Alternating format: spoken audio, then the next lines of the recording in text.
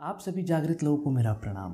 आज हम बात करेंगे कि पार्थिव शिवलिंग का निर्माण कैसे किया जाता है, पार्थिव शिवलिंग कितने बड़े होने चाहिए, पार्थिव शिवलिंग की मिट्टी में हम क्या क्या मिलाएं ताकि वो और भी ज़्यादा शुभ हो जाए। साथ ही साथ हम कुछ ऐसी विशेष तिथियां आपको बताएंगे जिनमें अगर हम 2 से 4 बूंद या थोड़ा भी गंगा जल शिवलिंग में चढ़ाते हैं तो ये सबसे ज़्यादा शुभ माना जाता है। इसके साथ साथ 2 से 5 चीज़ें जिनको अगर कोई भी व्यक्ति करता है तो उसे शिव जी की कृपा अवश्य प्राप्त होती है। तो आइए शुरू करें। ऐसा माना जाता है कि पार्थिव पूजन से अकाल मृत्यु का जो भय है वो समाप्त होता है। शिव जी की आराधना के लिए पार्थिव पूजन सभी लोग कर सकते हैं, फिर चाहे वो पुरुष हो या महिला। शिव पुराण में ऐसा लिखा गया है कि पार्थिव पूजन से सभी दुख दूर होते हैं और हमारी सारी मनोकामनाएं पूर्ण होती हैं। कुछ जानकारों का ऐसा मानना है कि कलयुग में कूष्मांडा ऋषि के पुत्र मंडप ने पार्थिव पूजन प्रारंभ किया था। पार्थिव शिवलिंग का पूजन कैसे करना चाहिए? तो पार्थिव शिवलिंग के पूजन से पहले आपको पार्थिव लिंग का निर्माण करना चाहिए। इसके लिए मिट्टी, गाय का गोबर, गुड़, मक्खन और भस्म को मिलाकर शिवलिंग बनाएं। शिवलिंग का निर्माण में इस बात का ध्यान रखें कि ये आपकी 12 उंगल से ज़्यादा ऊंचा नहीं होना चाहिए, क्योंकि अगर इससे अधिक ऊंचा होगा तो इसके पूजा का पुण्य आपको प्राप्त नहीं होगा। फिर शिव मंत्र बोलते हुए उस मिट्टी से शिवलिंग का निर्माण की क्रिया को हमें शुरू करना चाहिए और कोशिश करें कि पूर्व या उत्तर की दिशा की तरफ मुंह कर ही हम शिवलिंग का निर्माण करें। इसके साथ साथ इस बात का जरूर ध्यान रखना चाहिए कि जो भी प्रसाद हम शिवलिंग को स्पर्श कराएं या उस पर चढ़ाएं उसे हमें ग्रहण नहीं करना है। शिवलिंग बनाने के बाद गणेश जी, विष्णु भगवान, 9 ग्रह और माता पार्वती आदि का आह्वान करना चाहिए। फिर विधिवत तरीके से षडोपचार पूजा करनी चाहिए। पार्थिव बनाने के बाद उन्हें परब्रह्म मानकर उनका पूजा, ध्यान और अर्चन करना चाहिए। अगर आप ये खुद ना कर पाए तो किसी योग ब्राह्मण को बुलाकर उनका विधिवत पूजन करें।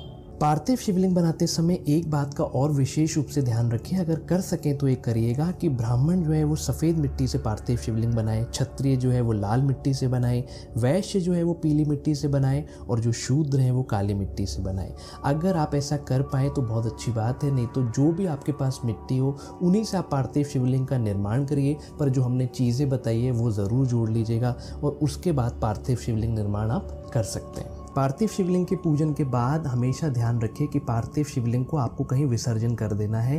पार्थिव शिवलिंग कभी भी रात में घर में नहीं रखा जाता। कुछ लोग पार्थिव शिवलिंग का पूजन करने के बाद पार्थिव शिवलिंग को अपने घर के बाहर कहीं पर रख देते हैं और वो 2 से 3 दिनों तक रखा रहता है या वो दूसरे दिन उसका विसर्जन करते हैं। ऐसा नहीं करना है। नियम ये है कि पार्थिव शिवलिंग जिस दिन निर्माण होता है पूजन के बाद सूरज डूबने के पहले पहले उसे ठंडा कर दिया जाए या रात के पहले पहले उसे हम किसी पानी में विसर्जित कर दें। पार्थिव शिवलिंग का विसर्जन भी हमें किसी अच्छे जल में या नदी या कुंड या कोई भी साफ सुथरी जगह में करना है। आप किसी भी जगह या गंदी जगहों पर पार्थिव शिवलिंग का विसर्जन नहीं करना है, ना ही कभी इसे किसी झाड़ के नीचे हमें रखना है। इसके साथ साथ कुछ विशेष तिथियां हैं। अगर इन तिथियों में हम थोड़ा सा भी गंगा जल, आधा चम्मच, 1-2 बूंद भी अगर शिवलिंग में अर्पण करते हैं तो ये बहुत अच्छा माना जाता है। सबसे पहली तिथि है पंचमी तिथि, उसके बाद है नौमी तिथि, दशमी तिथि, एकादशी, पूर्णिमा और अमावस्या।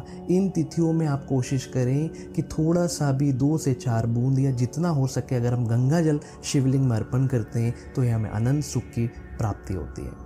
वैसे शिव जी की कृपा हम सब पे अनायास ही होती है, पर हम अपने जीवन काल में 1 से 2 चीज़ें कर लेनी चाहिए। हो सके तो एक शिव मंदिर का निर्माण करा के हमें शिवलिंग की स्थापना करनी चाहिए।